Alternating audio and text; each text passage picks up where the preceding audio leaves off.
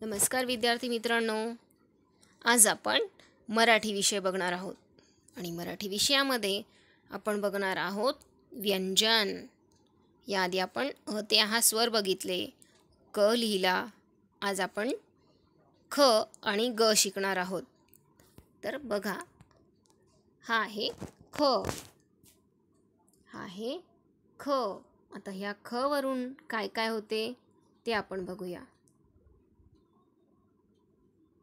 काय दिसतंय चित्रामध्ये? बैलगाडी, हो की नाही? ह्या चित्रात आपण बैलगाडी पाहतोय, जो एक शेतकरी बैलांसोबत गाडीवर आपल्याला दिसत आहे. त्यानंतर इथे आपण दुसऱ्या चित्रात पाहत आहोत एक लाकडी बैलगाडी, जी खेळण्यातली आहे. ओके, तर आता ह्या बैलगाडीलाच दुसरा शब्द आहे खटारा. काय आहे? खटारा. आणि ह्या खटारा शब्दामध्ये आपण ख बघत आहोत. बघा, इथे सुरुवातीला काय आहे? ख. म्हणजे काय म्हणणार तुम्ही? ख खटाऱ्याचा, ख खटाऱ्याचा. ओके, आता बघूया अजून काय दिसतंय. आता ही जी वस्तू आहे ही तर तुम्ही सगळ्यांनी बघितलेलीच आहे, हो की नाही? कुठे बघतो आपण ही वस्तू? शाळेमध्ये, हो की नाही? आणि कोण वापरतो? टीचर. काय आहे? खडू. आता खडू शब्द बघा, खडू शब्दामध्ये सुद्धा ख कुठे आहे? सुरुवातीला. ख खडूचा, ख खडूचा. बघा, इथे रंगबिरंगी खडू आपण बघू शकतोय आणि इकडे व्हाईट खडू बघतोय, पांढरे खडू बघतोय, हो की नाही? ख खडूचा. आता बघूया अजून काय होतंय ख पासून. काय दिसतंय चित्रामध्ये? खूप मोठे मोठे दगड दिसत आहेत की नाही? यांनाच खडक असे म्हटले जाते. काय म्हटले जाते? खडक. तर खडक शब्दामध्ये सुद्धा आपल्याला ख सुरुवातीला दिसतोय. ख खडकचा, ख खडकचा. ओके, तर बघा अजून काय. बघा, हे जे आपल्याला दिसत आहे चित्रामध्ये, त्रिकोणी घडी घालून ठेवलेला कपडा, याला म्हणतात खण. काय म्हणतात? खण. आणि हे जे कपडे आपल्याला दिसत आहेत, या कपड्यांपासून आपली आजी याची चोळी शिवायची आणि ती घालायची, हो की नाही? आता खण शब्द बघा, खण शब्दामध्ये काय आहे? ख सुरुवातीला आहे. इथे आपण म्हणू शकतोय ख खणचा, ख खणचा. आता बघा काय आहे चित्रात? पाखरू. पक्षी आहे की नाही? पक्ष्यांनाच पाखरू असेही म्हटले जाते. पाखरू शब्दामध्ये ख कुठे आला आहे? सुरुवातीला आहे का? नाही ना, आपण तो बघू शकतो दुसऱ्या स्थानावर, म्हणजेच सेकंड पोझिशनला. आता सेकंड पोझिशनला तो आहे म्हणून आपण सेकंड पोझिशनला अंडरलाईन केली आहे. पाखरू. ओके, शब्दामध्ये जिथे तो आहे आपण तिथे अंडरलाईन केली आहे. म्हणजे इतर शब्दांमध्येही आपल्याला ख आढळू शकतो.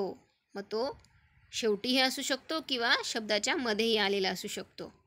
तर इथे आपल्याला दिसला तो मधोमध, की नाही? पण बघूया अजून काय. तर आपल्याला शिकायचं आहे ग. आता आपण शिकलो ख, ख नंतर येतो ग. आता ग अक्षरापासून काय काय बनते बघूया आपण. काय आहे चित्रात? गणपती, की नाही? सगळ्यांच्या परिचयाचे आहे की नाही? सगळ्यांना आवडतात. 10 दिवस आपण त्यांना आपल्या घरात पण ठेवतो. वर्षभरातून 10 दिवस ते आपल्या घरी येतात. तर गणपती शब्द बघा, गणपती शब्दामध्ये ग कुठे? सुरुवातीला. तर आता ग गणपतीचा, ग गणपतीचा. ओके, तर बघूया आपण काय आहे अजून. काय दिसतंय चित्रामध्ये? पक्षी आहे. कुठला पक्षी आहे? गरुड. बघा, गरुड आहे हा. काय आहे? गरुड. इथे तो आपल्याला बसलेला दिसतोय आणि इथे आकाशात झेपावताना दिसतोय. गरुड शब्दामध्ये गरुडचा जो ग आहे तो कुठे आहे? सुरुवातीला. ग गरुडचा, ग गरुडचा. तर बघूया अजून काय दिसतंय. काय? गवत. तर गवतमध्ये सुद्धा आपण बघतोय ग आलेला आहे. कुठे? पहिल्यांदा की नाही? गवतचा.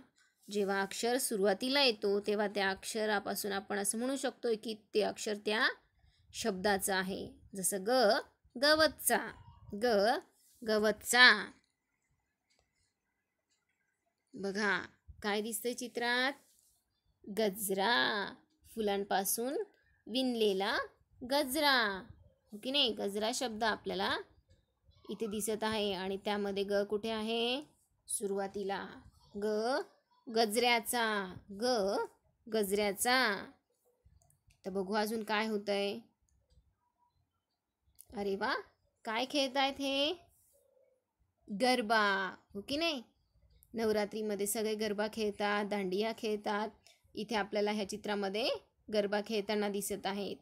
आणि गरबा शब्दामध्ये पुन्हा सुरुवातीला आलेला आहे. म्हणजे गरब्याचा. गरब्याचा. ओके. आता ख कसा लिहायचा ते आपण सुरुवातीला बघू आणि मग मी सांगते की ग कसा लिहायचा.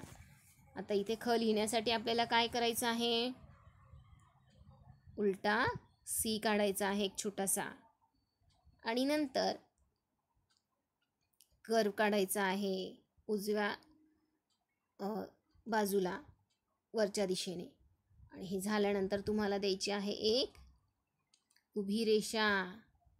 ही झाली की त्याला तुम्हाला पुन्हा एक सी जोडायचा आहे आणि वरती आडवी रेषा द्यायची आहे. झाला ख. पुन्हा एकदा बघा.